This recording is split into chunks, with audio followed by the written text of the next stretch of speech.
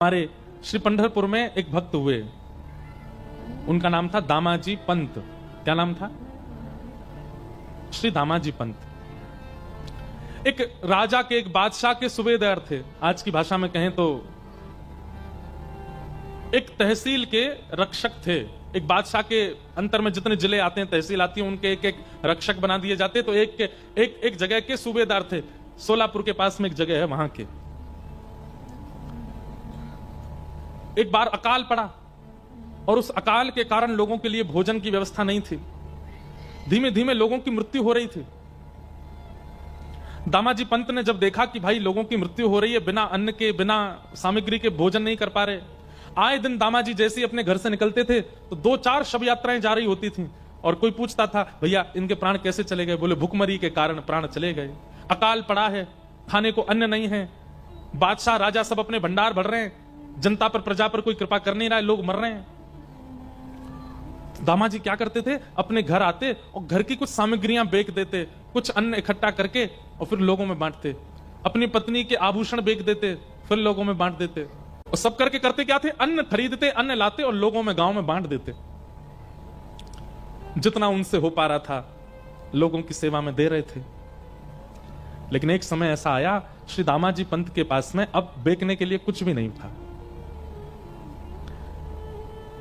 एक घर में कितनी सामग्री होगी? ज्यादा से ज्यादा 2-4 घरों को दे सके इतनी सामग्री थी। लेकिन यहां भुखमरी तो पूरे क्षेत्र में थी, अकाल तो पूरे क्षेत्र में था।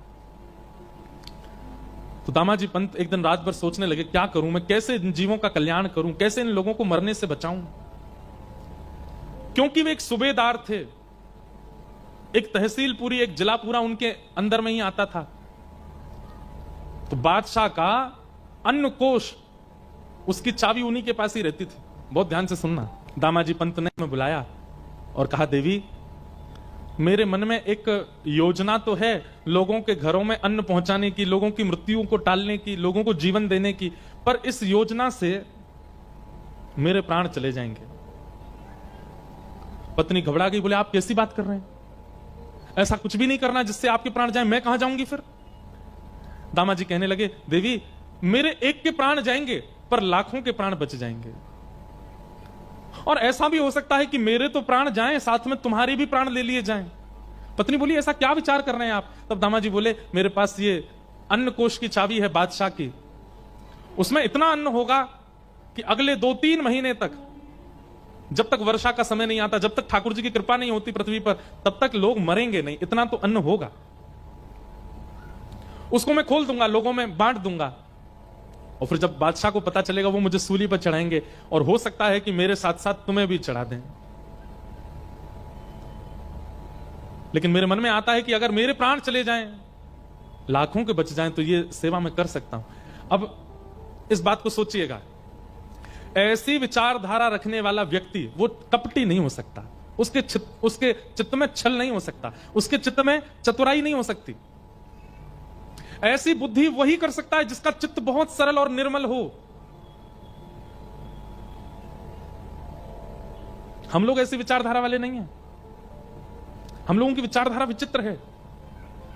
संकट आने पर हम अपनी रक्षा प्रधान मानते हैं,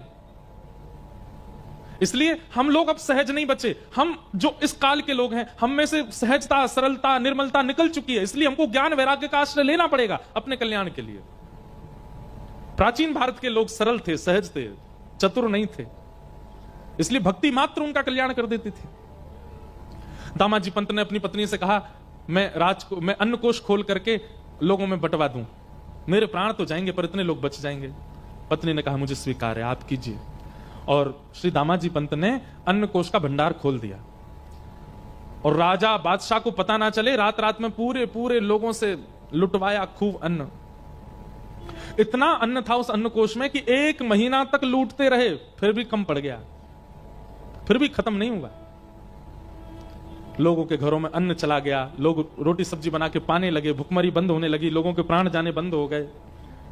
लेकिन ये खबर जैसी बादशाह को पता चली कि उनसे बिना पूछे दामा पंत ने अन्न कोष खोल दिया।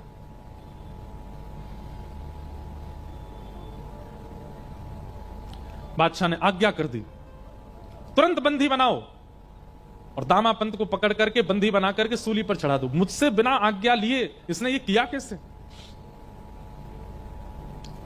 राजा के जो सेना थी उस सेना गई घोड़ों पर बैठ करके। दामा जी को पता था कि एक दिन तो ये होना है, और आज जैसी सैनिकों को आते देखा, अपनी पत्नी को मुस्कुराकर देख करके बोले, देवी अब मुझे आज्ञा दो, अब मुझे जाना होगा। देखो ये सब आ रहे हैं, ये मुझे ले जाने ही आ रहे हैं और मुझे सूली पर चढ़ाएंगे।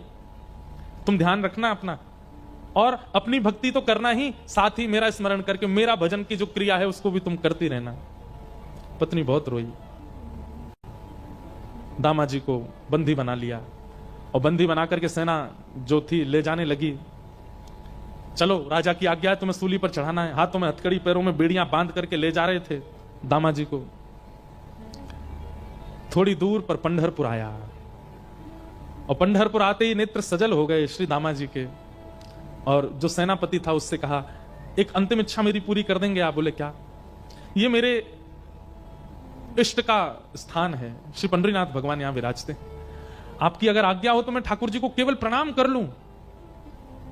प्रणाम करके मुझे बस उनका दर्शन करना है। ठाकुर जी के सन्मुख दामा जी को ले गए।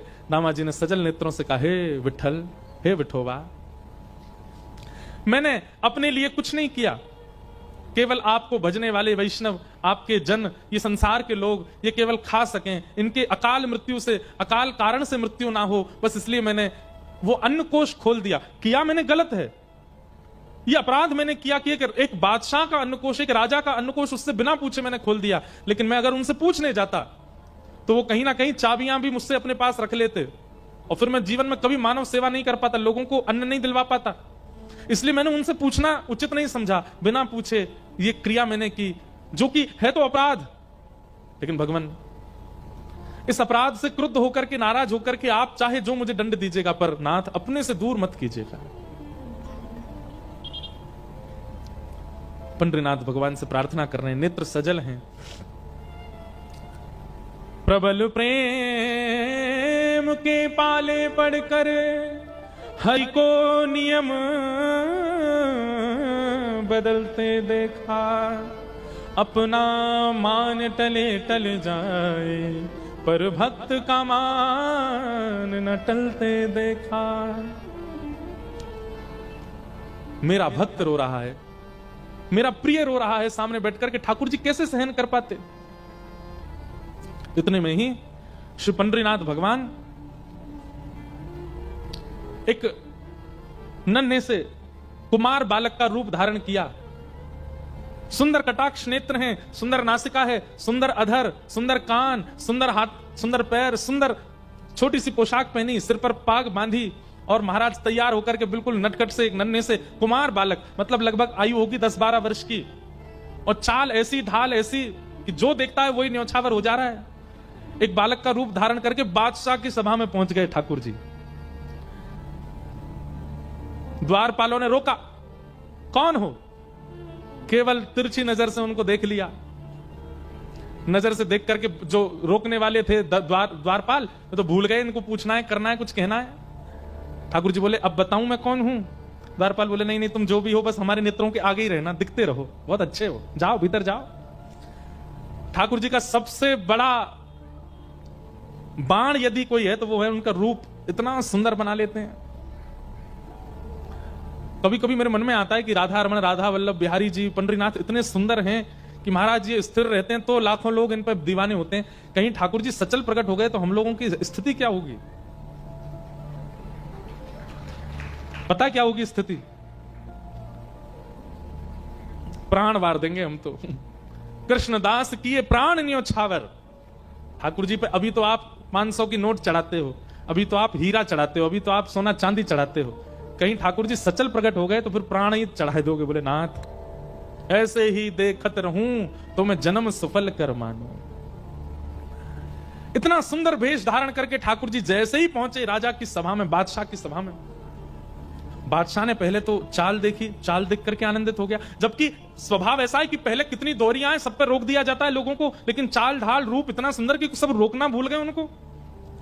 बादशाह भी कहना तो चाह रहा है, सेनापति मंत्री जाके देखो ये कौन है, लेकिन शब्द ही नहीं निकल रहा मुख से। बस मन हो रहा है ये थोड़ा और समीप आए, थोड़ा और समीप आए, थोड़ा और पास आ जाए, थोड़ा और पास आ जाए। ठाकुर जी आके सामने खड़े हो गए।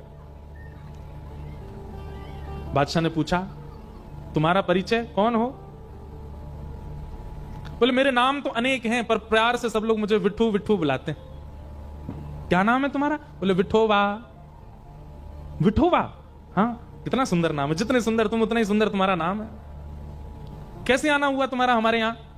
बोले, अरे मेरे स्वामी हैं, मैं जिनका दास हूं, मैं जिनका सेवक हूं, ऐसे मेरे स्वामी, मेरे महाराज, मेरे सर्वस्व। कौन? आपके सूबेदार श्री दामाजी पंत, वो मेरे स्वामी हैं। मैं उनके यहां नौकरी करता हूं, मैं उनका सेवक हूं। उनका बहुत सारा धन मेरे पास पड़ा था। मैंने बहुत बार उनसे कहा कि आप आके ले लीजिए, लेकिन वो इतने व्यस्त थे कि वो नहीं आ पाए। इतने उदार, अपना सारा धन मेरे पास छोड़ दिया। पर आज मुझे पता चला कि उनके धन, आपकी किसी सामग्री का उन्होंने प्रयोग किया जिसका धन वो चुका नहीं पाए, आप उनको सूली पे चढ़ा रहे हो। तो मैंने सोचा कि उनका जो बकाया धन है, जो मुझ पर है, वो मैं आपको दे देता हूं, ताकि उनकी मृत्यु टल जाए। बादशाह बोले, इधर देखो सब लोग, इधर देखो, यहां देखो, कथा सुनो। बादशाह बोला, बातें तो तुम बहुत अच्छी कर रहे हो, तुम्हारा स्वर भी बहुत मीठा है, देखने में भी बहुत सुंदर हो, लेकिन भैया तुम्हारे जो स्वामी हैं, उन्होंने इतना अन्न लिया है कि उसको दामाजी पंत क्या, किसी देश का कोई बहुत बड़ा सेठ भी चाहे तो नहीं भरपाई कर पाएगा। इतना अन्न प्रयोग में लिया उन्होंने, कहां से दोगे इतना धन? बोले, आप ले लीजिए, कम पड़े तो बताइएगा। कहां है, लेके आयो? तो बैलगाड़ियों में लायो किसने? बोले, नहीं, ये रखी पोटली। बादशाह जोर से ऐसा बोले, इस पोटली में लाए? बोले, हाँ। चलो निकालो, कितना है हम भी देखें। सब लोग हंसने लगे। ठाकुर जी ने पोटली खोली और जैसे ही उल्टी करी, निकलता ही गया, निकलता ही गया, निकलता ही गया, निकलता ही गया। सोने का एक मानो जैसे मेरू पर्वत जैसा खड़ा हो गया राजा के सामने। बादशाह तो आज पहले तो रूप पे मोहित हो गया, फिर वाणी पर मोहित हो गया, चाल ढाल पर मोहित हो गया, फिर ये चमत्कार देख करके वो तो बिल्कुल मानो जैसे न्योछावरी हो गया। भैया बस बस बस बस बस करो, ये तो अन्न क्षेत्र में इतना अन्न नहीं था जितना तुम धन दे रहे हो, ये तो उससे बहुत ज्यादा दे रहे हो। और ये कैसा तुम्हारे पास ये चमत्कारी तुम्हारा ये झोला है छोटा सा, इसको उल्टा कर इतना निकल रहा है। ये मेरे स्वामी श्री दामाजी पंत ने मुझको दिया है, आपसे प्रार्थना है मेरे स्वामी को मुक्त कर दीजिए। ऐसा कह करके पोटली अपने कमर पर बांध के ठाकुर जी तो वहां से चाल ढाल करते चले गए। राजा देखता ही रहा अपलक नेत्रों से। और जाते जाते ठाकुर जी गए और जाकर के राजा से बोले, अब धन पर्याप्त है ना? बोले, हाँ। अब एक पत्र में लिख दीजिए कि आपने दामाजी पंत ने आपके समस्त अन्य क्षेत्र का धन आपको चुका दिया और आप उनकी मृत्यु जो दंड आप दे रहे हैं उसको आप टालते हैं, अपना हस्ताक्षर करके मोहर लगा दीजिए। और एक पत्र पर सब लिखवा करके मोहर लगा के हस्ताक्षर करवा के ठाकुर जी तो चले गए। बादशाह देखता ही रह गया। दामाजी पंत का नित्य नियम था, गीता जी का पाठ करते थे। आज सूली पर चढ़ना था उनको प्राण त्यागने के लिए। अपने अंतिम समय में अपना नित्य कर्म कर रहे थे, संध्या वंदन करके गीता जी जैसे ही उन्होंने खोली, उसमें वो पत्र मिला। पत्र में लिखा था, श्री दामाजी पंत ने जितना अन्न प्रयोग किया सबका धन चुका दिया, बादशाह के हस्ताक्षर और नीचे मोहर। गीता जी में वो मिल गया। दामाजी पंत देख करके आश्चर्यचकित हो गए। और यहां सब लोग उनको उठाने के लिए, अब ये पत्र किसको दिखाएं, कौन मानेगा? पत्र तो देख लिया। इतने में कुछ लोग आए और राजा ने उनको भेजा था सेना को, और सेना से जाकर के कहा, भैया दामाजी पंत की जो मृत्यु के लिए सूली बनाई है ये स्थगित करो। क्यों? बोले, इन्होंने सारा धन चुका दिया है और इनका सेवक गया था वहां राजा के यहां, बादशाह के यहां जाकर के उसने धन चुका दिया, इनकी अब मृत्यु टल गई है। दामाजी पंत समझ गए, बोले कि ये कोई और नहीं कर सकता। इतना धन कौन देगा अन्न के लिए? आज के युग में कोई और देश का बादशाह भी चाहे तो इतना धन नहीं दे सकता। ये तो मेरे श्री पंडरीनाथ की कृपा है। मृत्यु टल गई, आप दौड़े पंडरीनाथ भगवान का दर्शन करने के लिए। यहां पीछे बादशाह, वो जब से ठाकुर जी दिखे उसको बावड़ा हो गया था, उसको कुछ सुहाई नहीं रहा था। वो बोला, वो तो मिल नहीं रहा जो आया था, कम से कम दामाजी के पास ले जाओ, वो अपने सेवक से मुझे मिलवा दें। बादशाह को लेकर के दामाजी पंत के पास गए। दामाजी पंत बैठे थे पंडरीनाथ भगवान के मंदिर के बाहर, और बादशाह ने जाकर के उनको पहले प्रणाम किया। दामाजी पंत बोले, अरे बादशाह आप इस प्रकार प्रणाम मत कीजिए, आप इसके हम इसके अधिकारी। बोले, नहीं नहीं भैया, आप इसके अधिकारी हो, सब बातें बाद में होंगी, जो कहना सुनना सब बाद में होगा।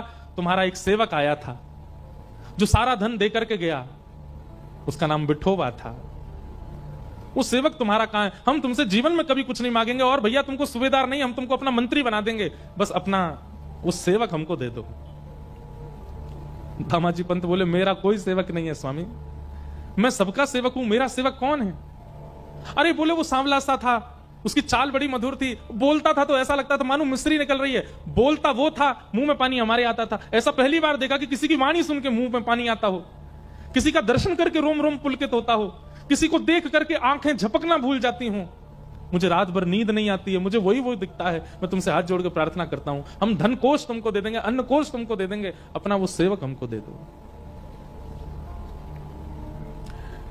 बादशाह का हाथ पकड़ करके दामाजी पंत सीढ़ियों पर लेकर के गए और कहा, नेत्र उठा करके देखो, कहीं ये तो नहीं थे? सामने श्री पंडरीनाथ भगवान खड़े थे। जैसे ही बादशाह ने दृष्टि उठा करके देखा तो बाकी सबको तो वो पंडरीनाथ जी के रूप में दिख रहे थे, पर बादशाह के आगे वो साक्षात जो विठोबा आया था वैसे ही प्रकट हो गए, और प्रकट होकर के वैसे ही नैन मटकाने लगे, वैसे ही मुस्काने लगे, वैसे ही अपने अंगों को हिलाने लगे। बादशाह देख करके उनका मुरीद हो गया, हृदय से लगा लिया। दामाजी पंत ने बोले, भाग्यशाली हो भैया तुमने कोई जप नहीं किया, तप नहीं किया, कोई पुण्य नहीं किया, तुमने साक्षात हमारे परमात्मा का दर्शन कर लिया। तुम्हारे यहां जो विठोबा आए थे यही है, यही पंडरीनाथ ही आए थे। दामाजी पंत ने तो सब छोड़ करके पंढरपुर वास कर लिया। उस बादशाह ने भी नियम बना लिया, हर महीने की एकादशी पर पंढरपुर जाना और श्री पंडरीनाथ जी का दर्शन करना, विठोबा विठोबा कहकर के रोना और नित्य प्रार्थना करना, एक बार वैसी चाल, वैसी ढाल, वैसा रूप दिखा दीजिए ठाकुर जी। सरलता, सहजता, निर्मलता, ये चित्त में जितनी ज्यादा व्याप्त करेंगे, भक्ति उतना जल्दी कल्याण करेगी।